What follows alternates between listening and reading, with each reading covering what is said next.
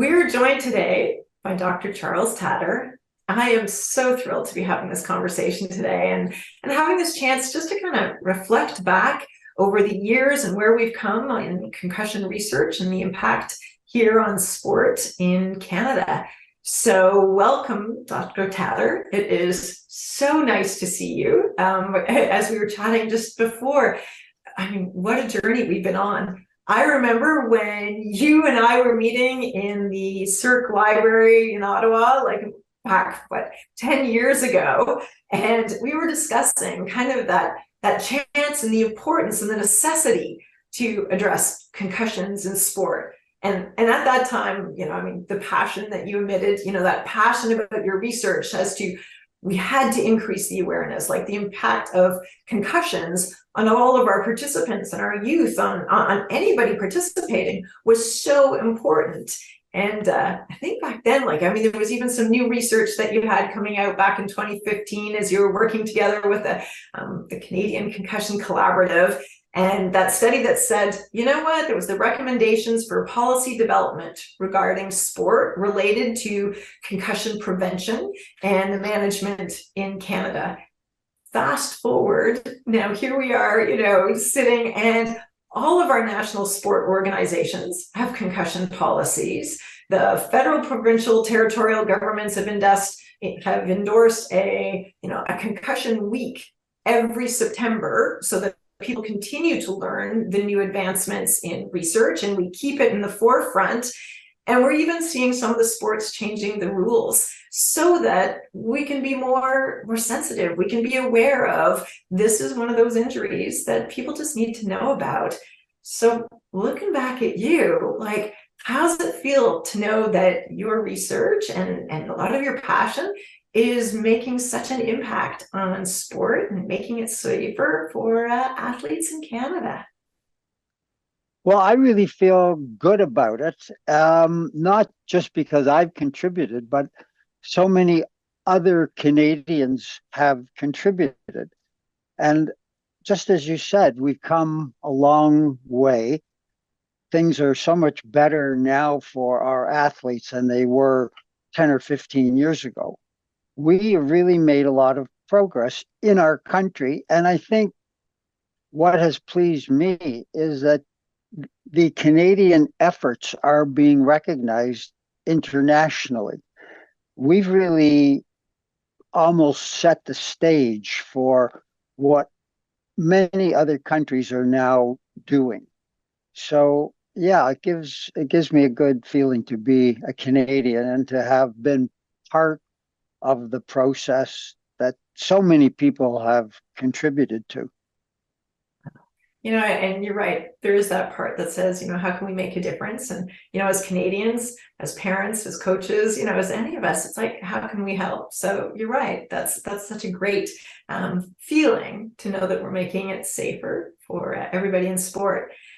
So you've continued to research, you've continued to, keep trying to embrace that passion of making safety in sport a priority. And your most recent research is focusing on body checking in youth hockey. So maybe we'll take just a little bit of a chance to chat about that. So you recently published it in 2022, showing that body checking is the most common cause of persistent concussion symptoms among youth hockey players, with a lot of those symptoms lasting more than a year on average and several years for some players. So how significant are these findings, and really, what all did you learn? If we take a bit of a step back in terms of how this came about, I've been quite passionate about trying to prevent injuries from happening in the first place, although I do spend a good deal of my time trying to put the pieces back together again after it has happened, which is much harder to do. In fact, treating people who've had a concussion and who don't get better promptly has been such a challenge that it has emphasized the importance of preventing the concussion from happening right from the start. And I would like people to think more about how to prevent. And that's why I put my own experience together with respect to body checking in hockey. So I went all the way back to about the year 2000 and collected all the examples I have in my own practice. So these are kids and some adults that I've treated myself. So I know what's happened to these folks. And it hasn't been easy to treat them, especially young people. And I didn't expect that this would happen because we all thought, well, the young person will get better quite quickly, but that hasn't been the case. So it's made me concerned that we're not doing enough to prevent. And although we have wonderful injury prevention programs like some of the ones I've been involved with, like Parachute Canada, has been fantastic in developing programs. And the Coaching Association of Canada has taken this to heart.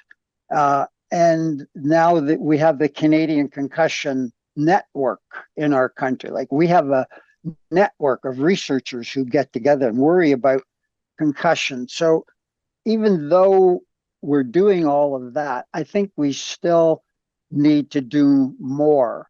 And when I looked at what happened to kids who were body checked in hockey, a lot of them didn't get better promptly. And not just one or two, but several dozen that I looked after were suffering for years. And that's a bit of a worry. So I wanted to alert the hockey community to this factor that body checking was something that needs to be looked at carefully. And when I assessed the effects of it, it bothered me that kids were still suffering and, suffering with significant symptoms. Like concussion can cause pretty significant symptoms like depression, anxiety, PTSD, dizziness. Some of them never played again after their concussion. So I think we need to do more to make it safer. And my suggestion is that we should not allow boys to body check until they're 18. The brain will be better prepared as an 18-year-old than as a 12-year-old, for example, to withstand a body check. You'll know how to skate better. You'll know how to balance yourself. There'll be less risk involved if you're older and your brain is better developed. So let's increase the age to about 18. So that was the gist of my paper. Very long-winded, but that was how it came out. And I'm not making this up. I am interpreting the data, but these are long-term follow-ups. Very few people did what I did, and that is to follow the kids for a number of years. Most of the reports on hockey players are, well, we followed them for a few months. Well, I followed them for a few years to see what happened to them. I think we're super lucky that you've actually been able to follow almost that longitudinal, and look at it and see how it's progressing and what some of those different steps are, which, is valuable and where it's going. So where you made reference to, the idea of removing body checking as, until 18 and, the impact that might have. I mean, there's boys, there's girls, everybody right now is, and like hockey is for everyone, and being able to go in those next steps. So body checking was removed from women's hockey at the international level more than 2 decades ago. So how has this rule change made a difference in your mind when it comes to preventing concussions among the girls and women in hockey? Well, it's terrific that you mentioned girls hockey because I just agreed to be a director for the Ontario Women's Hockey Association. So I've been involved with Fran Ryder for a long time. She's the CEO of Ontario Women's Hockey Association. That's a terrific association. And as you said, girls were smarter. They got rid of body checking in the 1990s, believe it or not.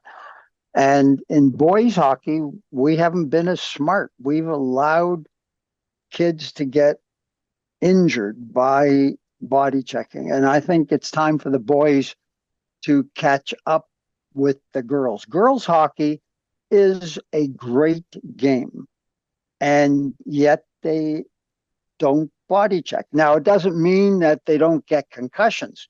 We had girls in our series of 87 players, but not that many girls were injured in body checking because it's illegal. They get a penalty if they body check. And that, I think that's the way it should be for boys as well. We should be smarter in boys hockey. The girls get it. How come the boys don't get it? So that's my pitch, and I hope we can convince the authorities to follow through with that. I'm glad you mentioned girls, though, because girls turn out to be more susceptible to concussion than boys. In other words, the same amount of force on a girl's head will be more damaging. We know that. And we know it for two sports, basketball and hockey for sure. More girls get concussed per playing hour than boys. It's interesting that you mentioned that as we're talking about neck strength. And you're right, like everybody's got, our different anatomies and, what's growing. As I recall, I think actually, SIRC had done a lit review when one of these topics came up that was talking about building neck strength. And it, was one of those, in the spirit of prevention, it was, are there some exercises in the different sports that happen to strengthen some of those neck muscles? And as you say, what could be done in the spirit of prevention? And I know you're right. You tend to look at the research, look at what works, and see if that can work. So I think that's also sitting, on the website based on some different exercises as you're suggesting that could be helping. So I'm curious, as we follow that through, we've looked at, body checking, and, you suggested 18 it should be, and it's not in women's at all. Do you think, like, even ever should it be on the guys, girls, guys, anywhere, for any gender playing in the hockey? Should body checking be there at all, even at the pro level? We've done a study on the number of professional athletes who have had to end their careers as a result of concussions. In fact, we have a list of 35 up to about, I think the last time we did this was about 2018. So up to about 2018, we had a list of 35 NHL players who had to retire because of concussion. And that included some stars like Mark Savard and Eric Lindros. We're talking about like some of the best players in the league had to retire early because of repetitive concussion. So that is serious. It cost the league millions and millions of dollars to retire those players. The insurance coverage for those players was gigantic. I think we found that those 35 players have cost the league about $120 million. But that's still less money than it cost the NFL to settle the lawsuit that they were faced with when their football players were shown to be getting brain degeneration. And that's another aspect of prevention. That's not a treatable problem, but it is a preventable problem. So preventing concussions, I think, really is important because repetitive concussions can actually not only cause persisting symptoms that I reported in the recent article that you referred to, but the other complication, long-term complication of repetitive concussion is actual degeneration of the brain, which is, something we definitely have to spend more time trying to prevent. I think to your point, when we talk about the repetitive concussions and the impact, they'll often say, getting that first concussion, injuries happen, but you have to give it enough time to be able to recover, to properly be able to recover. But if you go back too soon, if the repetition happens too soon, it's not giving the body a chance to recover. And, concussions are one of those injuries. Welcome to sport, welcome to walking on the ice outside in January. You can have a concussion, but you have to give it the time to be able to recover. And repetition, not being aware of it, that's something we can try to prevent. And, it is a way to be able to protect going forward. So question, in your opinion, what else do we need to be able to do to, help and optimize that player development, and, to respect concussions and the risk in hockey? So how can we mitigate maybe any other harm? Well, I think if you look at Rowan's Law, which is a fantastic thing that has happened in our country, that we have now what's called Rowan's Law. Now, it only applies to Ontario, and it was passed, I think, in Rowan's Law, I think, came in 2018. But if you ask yourself, how come the other provinces haven't also brought in concussion laws? I like the idea of a concussion law. You mentioned concussion week. We also love that idea. Like, we have now a concussion week in our country. So that's the prevention aspect of it. Everybody should know something about concussion. Why do we have a concussion week? Because it's important to try to prevent concussions. And as you said, to treat those that do still occur, because there's always going to be some that occur in impact sports, but we want to minimize that, and we want to treat those actively and properly when they do occur. And I think something like Concussion Awareness Week, which is now in September, that all the sports groups have bought into. The Coaching Association has been very important in promoting that week. That's fantastic that our country has a Concussion Awareness Week. It's going to do a lot for preventing concussion. The parents will know about it. All the coaches will know about it. All the trainers, the teachers. And when you think about Rowan Stringer, the Ottawa youngster who had this other problem of concussion, which is second impact syndrome, which fortunately is extremely rare. When you think of that aspect of it too, it drives home the importance of prevention. You were so right. And we are very fortunate, to be, I would say, learning and applying so that we can share it with everybody involved in sport.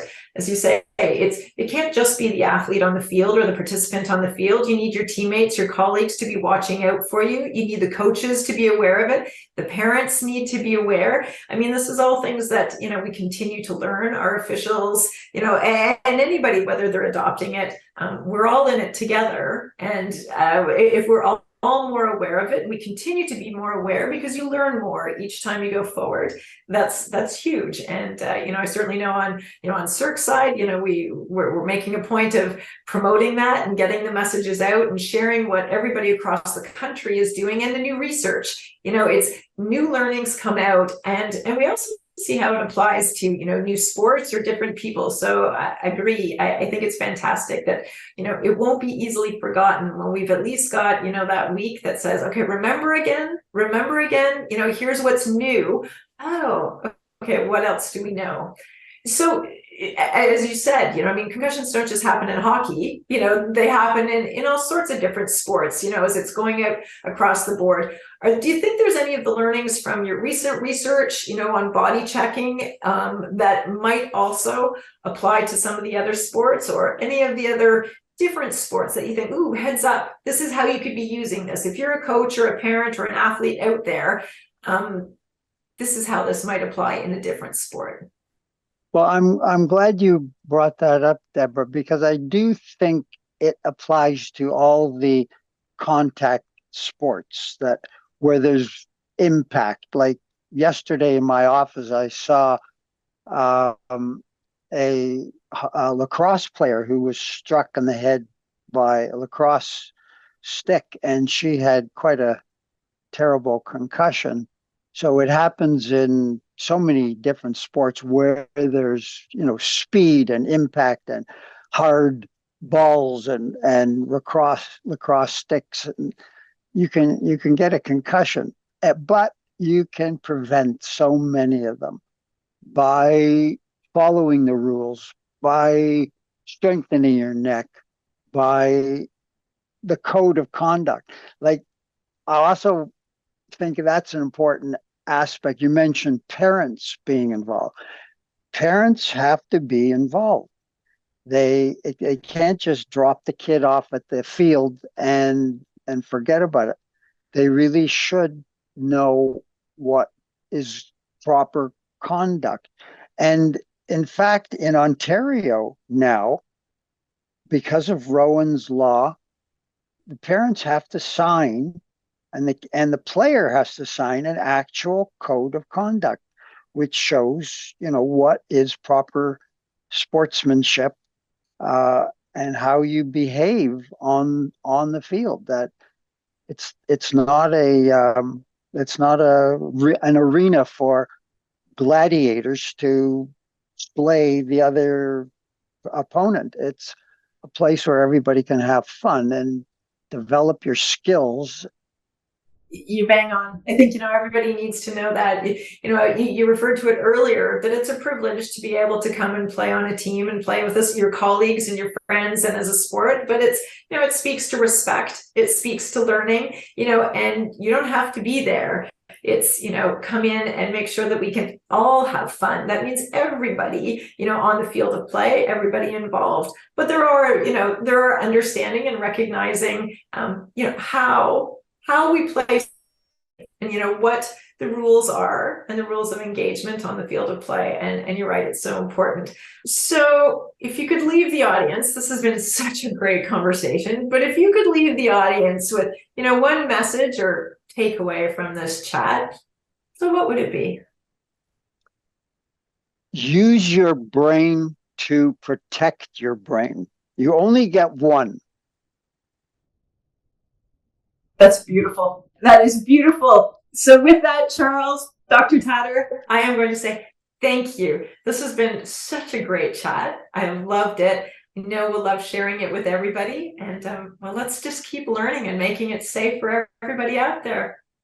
So thanks. Thank you, Debra. I enjoyed it as well. Awesome. Charles, Dr. Tator, welcome. And thank you so much for sharing that with everybody. That was terrific. My pleasure. So, we've now gone through quite a few of these different pieces. You shared some of this great research. I am going to invite everybody, we do have Dr. Tator here, so he's here live, so you can post your questions, send them on the Q&A, and I'll pass them over to him. But we had a few that came through already, and I'm going to start with this one. So some people are arguing that allowing checking at a younger age actually teaches kids how to check properly to avoid injury. So what are your thoughts on that? That is the standard response to this problem. I've heard that response, and I think that Carolyn Emery's group has sort of dispelled that you don't really need to learn it at a young age in order to protect yourself at a later age. I don't think there's any validity to that claim. Kids of 18 who didn't learn body checking are perfectly capable of learning how to body check and how to take a body check. They could probably learn it in about 2 or 3 hours of instruction at the age of 18. So I don't really buy that argument that you have to have done it in order to protect yourself. I think it's the opposite. If you don't do it, you are protecting yourself better. Really good point. So now we've got several researchers because, as you've said, we need to continue researching. And one of the questions that's come in at this point has said, your study was one of the first to follow young hockey players over a number of years. Why was this important? And what research do you think is still needed? Oh, that's a great question. Thank you for that. Because I think of it as compliance, that it's just difficult for young people to comply with rules. And if the parents aren't encouraging them. So for example, when we see a patient in our office, we always make it clear, we want to follow you. We want to know how you're doing even years from now. But compliance is very difficult among athletes. They just don't want to come back for examination. They don't want to fill out questionnaires. They're too busy. And we find that compliance is difficult. That's why it took so long to accumulate this information about long-term effects. And I think that is why other researchers weren't onto this earlier, because of this problem of compliance. In fact, one study that we did showed that out of 15 athletes that came to see me, I gave them strict instructions. And then when we followed them a few months later and asked them, well, what happened? Did you stop playing as you were instructed, et cetera? And the majority of them did not comply. Not only did they not comply with the follow-up requirements, but they didn't comply with some of the significant instructions, like don't go back to contact sports. Your brain will not take it. And they did not comply. They went back anyway. So that compliance is a problem, and it's very much a problem in the sports and recreation world. If we compare that to, let's say, seniors who fall at home, or motor vehicle crashes, or injuries at work, other groups of concussed people, the compliance is better than in sports. So perhaps somebody brilliant who's listening to this will figure out how to make it attractive for youngsters to comply with our recommendations. Right. That's so one of those things we have control over is to actually comply. If someone tells us something to comply, there's a reason we're being told that. Very valid. So we've had several questions come in about neck strengthening. Let's see, about neck strengthening and concussion prevention. Could you tell us a bit more about what the research says and comments on neck strengthening? That's a great question, and thank you for that. I love that question because I'm into my prevention mode now, which turns me on. Um, you can prevent concussions by strengthening your neck muscles. I think that is so important. And it is especially important for women because of anthropometric differences. I hope everybody knows what that word means. I used to know what it meant, um, but it means that men are different from women in terms of our body build. And if you look at the neck muscles of the average woman, they are much smaller, less well developed than the average male. And that's just something you were born with, but you can do something about it. And that is you can strengthen your neck muscles. And that will not only prevent concussion, but it will prevent whiplash. And in a former generation, most of the whiplash injuries were really concussions. We called them whiplash because we didn't really know about concussions. And concussions and whiplash occur with the same mechanism, which is linear acceleration or rotational acceleration, can cause both. And probably 25% of concussed uh, kids also have some form of whiplash as well. And you can prevent both whiplash and concussion by strengthening your neck muscles, but you have to work at it. And I prefer isometric neck muscle strengthening exercises, which means that you don't move your neck, you don't stretch the muscles, you keep the muscle at the same length, and you use your own resistance in all four directions, but you have to do it for an increasing amount of time, and you have to do it regularly. Let's say once a day, you spend a little time, if you're a woman especially, to strengthen your neck muscles, and that's going to protect you from concussion. Excellent. So, yeah, I mean, that's a very practical piece as it's going forward. So we've got another question that says, when we're looking at prevention and what could it look like in other sports? For example, do you think we should be eliminating heading from soccer? That also is a great question, and it's one that I've grappled with for probably 20 years.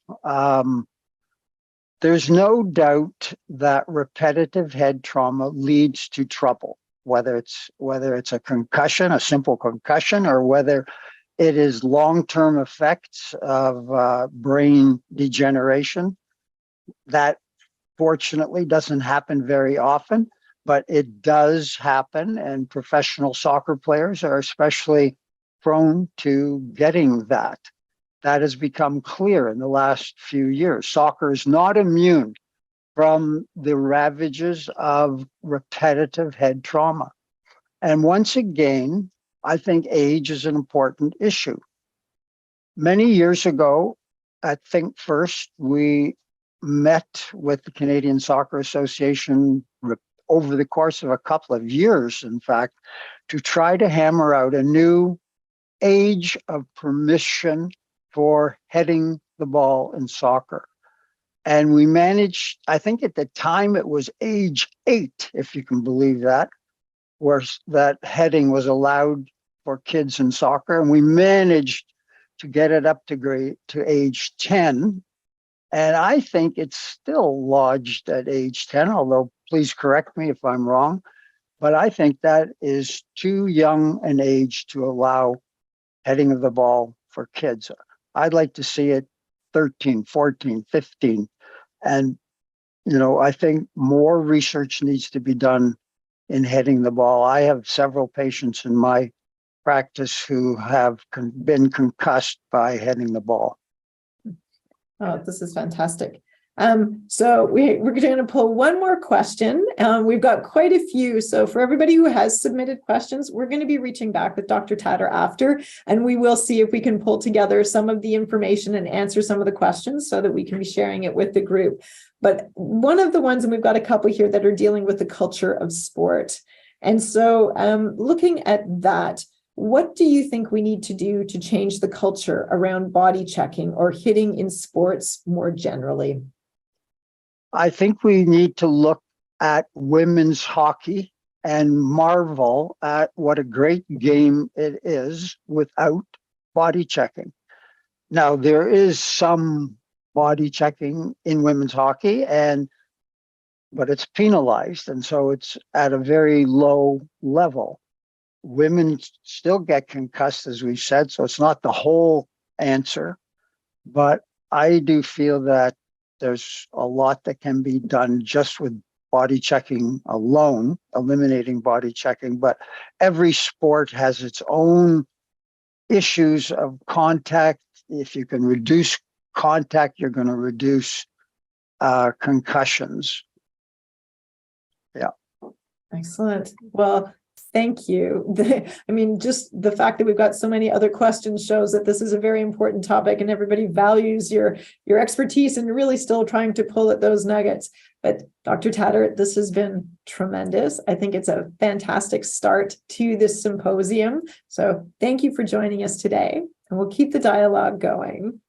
Thank you, Debra, and please keep doing what you're doing. Thank you so much.